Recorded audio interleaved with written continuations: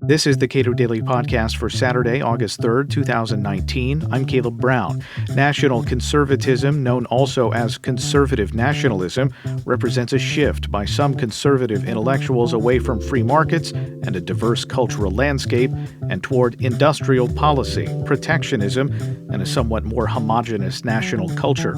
Cato's Aaron Powell and Reason Magazine managing editor Stephanie Slade discuss the implications of this new conservative nationalism. Yeah, well, I think that this sort of nationalist conservatism, it represents a rejection of, if you think of the conservative movement for many decades, as epitomized by Ronald Reagan as being a three-legged stool, and one of those legs was free markets and free trade.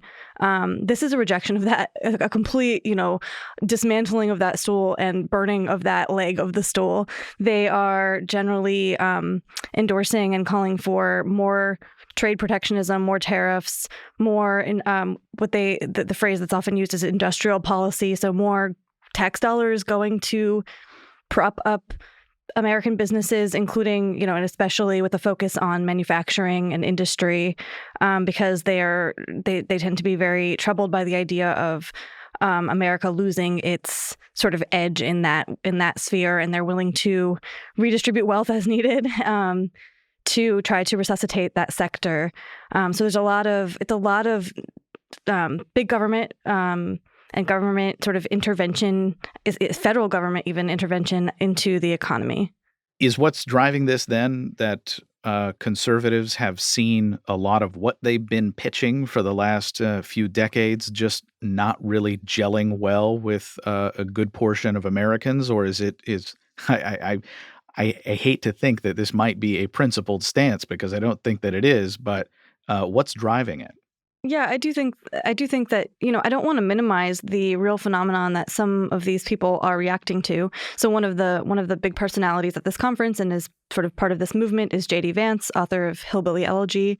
And he points out that the opioid crisis is real and there are people who are dying, and there are parts of the country, geographically speaking, where entire towns, sort of one-shop towns, no longer have the one, plant or factory that previously propped up the economy, and they're suffering, they're hurting in those places. And so that I think that is a genuine, these folks are genuinely reacting to that and to the pain and sort of that there's, this is the thing is though, that my position is that conservatives, we talked a lot for many years about creative destruction and about markets being a little bit messy and about the fact that there needs to be, there are short-term losers, even with phenomenal economic growth.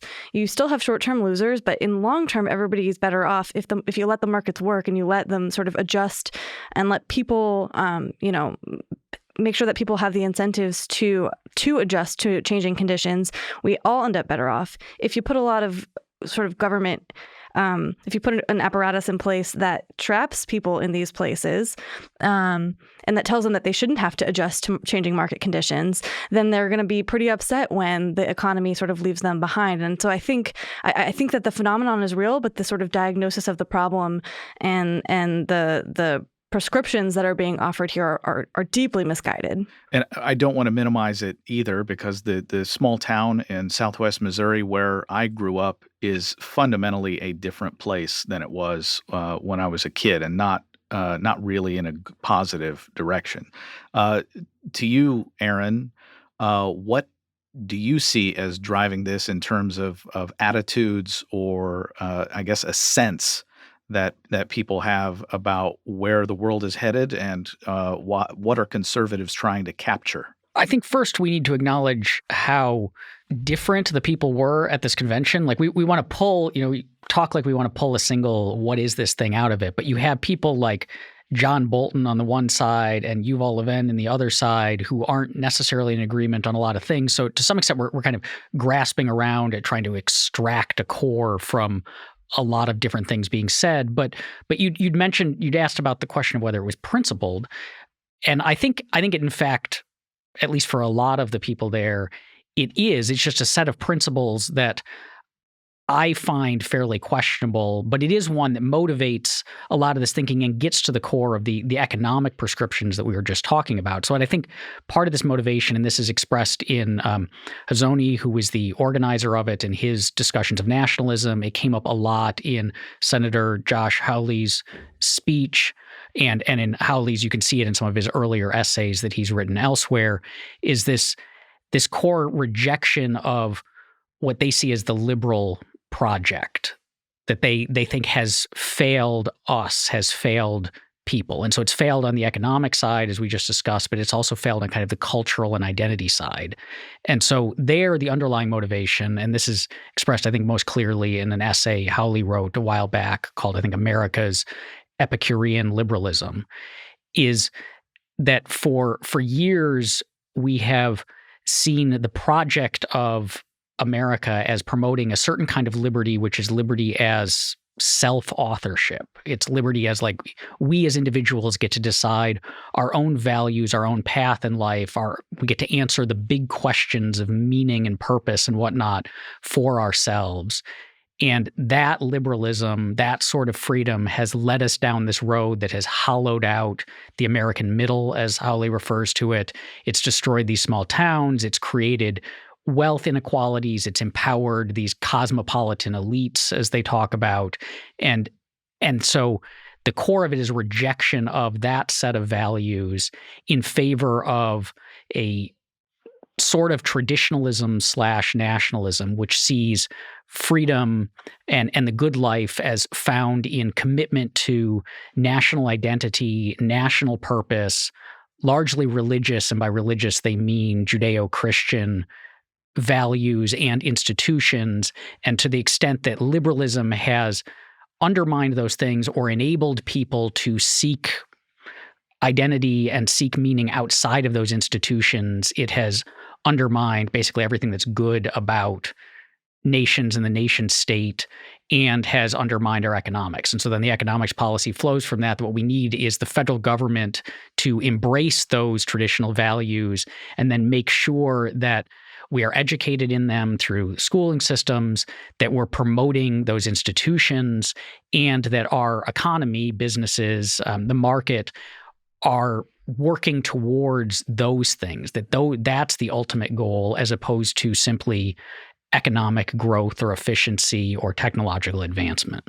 Now, to take what Aaron just said and put it back in the realm of policy, you mentioned Josh Hawley of Missouri, and he has some pretty pointed ideas about how social media ought to function in the United States, how it shouldn't function. Tucker Carlson, who also spoke at this conference recently, talked about how big business hates your family, or something to that extent, where big business is part of some sort of conspiracy that is engaged in advancing this, I guess, leftist project. Not really, if we're going to engage in some terminological fastidiousness, when you talk about liberalism, you mean liberty and self-ownership and that sort of thing. So with respect to policy, though, it is particularly troubling for libertarians to see people who describe themselves as conservatives to be advancing policies that are sort of anathema to the idea of basic freedom, from trade to immigration to accessing what the kinds of information that you want to access on the internet. And I think that's very intentional on their part. In fact, their critique, Hawley's critique and so on, of conservatism and the modern conservative movement, at least pre-Trump, was that it had brought on this evil fusionism with libertarians, that we had kind of incorporated our Epicureanism into the conservative movement and thereby corrupted it somehow.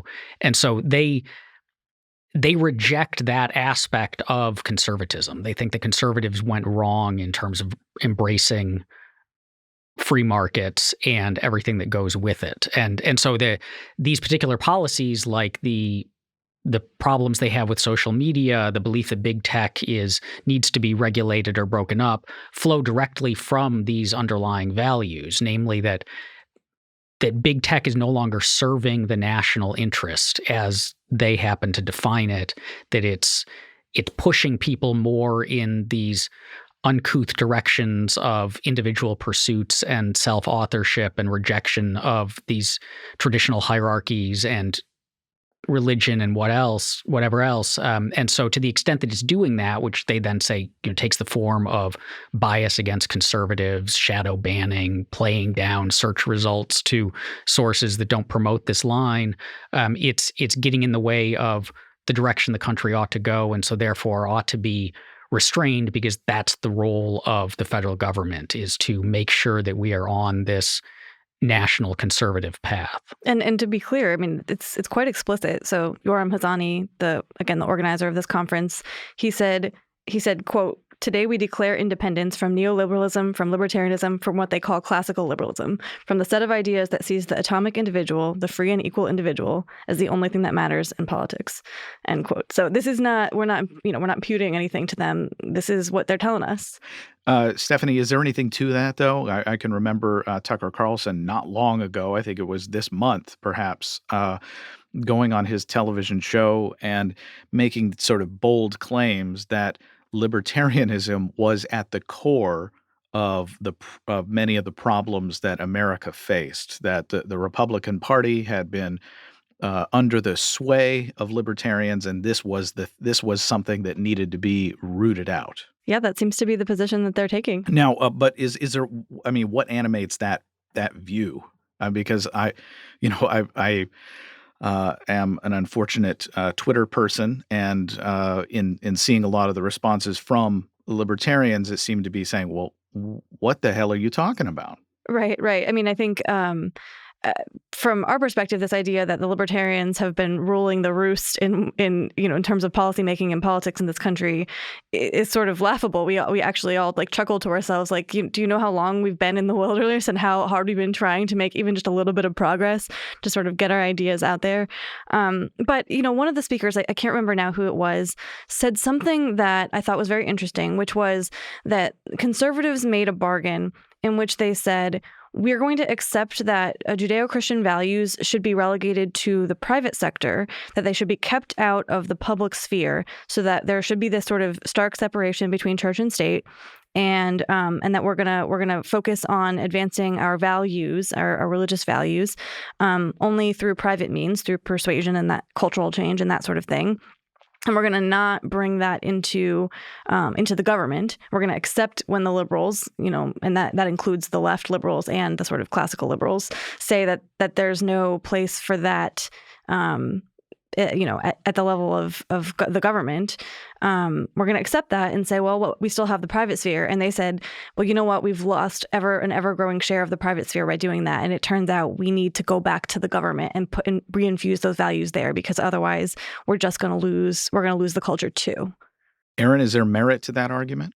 I think there's merit in the sense that the kind of conservatism that Harley or Hazoni represent has lost in the private sector. It's lost in the marketplace of ideas. It's lost in the culture. Like the culture war was won by the liberals, and I don't think that's going to change. And so I think they're right if they want to reverse that, which I think is at the core of their project. It's not going to happen by just putting their ideas out there, because their ideas have largely been rejected by the majority of Americans. And so if they thinking then that they need to turn to the federal government as the way to enforce this is, I don't think that's going to work either, but you can see why it's a reasonable position for them to take given their goals. And it is, and they're pretty explicit about it. Hazoni, in an essay a while back, talked about the kind of core conceits, so the core ideas, the axioms of liberalism, and then points out that, well, religious faith and traditional values, traditional family, and so on are compatible with those, i.e. people who are living under those sets of values, living in a liberal regime, can choose to have religious faith of the kind that he likes and traditional families of the kind that he likes, and so on. As he says, they're not required by liberalism. Liberalism doesn't require you to embrace those, it just enables you to. And he sees that as a significant problem.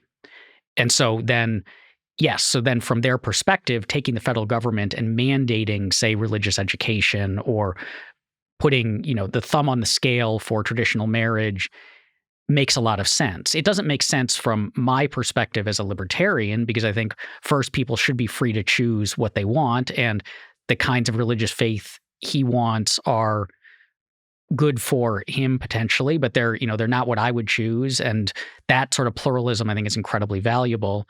And they also don't make sense because I think they've misdiagnosed the source of the ills that they have identified in society, that a lot of these problems are not in fact the result of liberalism, but are often the result of government action, or they're the kinds of things that could get better if we freed people up more than they even already are now. So it's wrong on both of those accounts, but if you go from their perspective, it's a reasonable place to get to from where they imagine themselves now. It seems odd to me that the new nationalists, the conservative nationalists, are both looking backward to a kind of America that they like, and also seem to have lost hope in the things that many of them have advanced, ideas they've advanced over the last few decades. And that seems, I don't know, it's not contradictory necessarily, but can you thread that needle on their behalf? Is that a fair thought, though, that it's both backward looking and also expresses these huge problems with where we've been recently? I think that they would say that there was a time when conservatives understood the important things, that sort of conservatives were nationalists in the sense that they're sort of holding out, or creating this concept, and that we went off the rails. Probably they would say sometime around the Reagan Revolution. Maybe they might place the origin earlier than that, but they would say this is when libertarianism sort of infected the conservative cause, and we need to get back to a time before that. We tried it failed. Let's go back to where we were before. I'm not persuaded by this, and I just do think ultimately I truly think that the change that they're trying to effect has to happen at the cultural level. I mean, it's fine to say we should get government involved, but once you've lost the culture, any attempt to use government to sort of go back and use government to reimpose the culture that you want, once you've lost it, I wrote in one of my pieces, a different piece I wrote in response to the Sohrab Ahmari sort of controversy. I said, that is tyranny by definition. When a minority tries to use the state to sort of impose something on the majority, that is the definition of tyranny. It's bad when the majority tries to use the state to impose its ways on a minority. That's bad as well. But it's actually worse if you think about it for people who haven't even been able to win at a sort of cultural level, whose ideas, as Aaron said, have been essentially rejected by people acting freely, to then say, well, you chose wrong, so we're going to make you choose right. I also think that these halcyon days that they look back to are, to a great extent, rather misleading. I mean, so they see, like, there was, in the 1950s, we had cultural and national unity. Well, we really didn't. It was just that women's voices were excluded from the national conversation. Blacks and other minorities were being kept down by oppressive laws, by oppressive culture, by racism far more prevalent than it is today. And so it was a sort of false consensus. You could sit there as a white male Christian, and it looked like everyone was on your side, but that's simply because you weren't hearing from the people who disagreed. And now we are in a world where, thankfully, these other people can express themselves and have a voice. And we don't want to go back to a world where that is excluded. So that world didn't really exist. It was a false impression, and that makes it an even more dangerous one to long for. It seems that in criticizing this, there are a lot of people in urban centers whose lives, as far as we know, are going just fine, and for people who live in that kind of world, it probably is easy to reject a lot of what these nationalist conservatives are saying.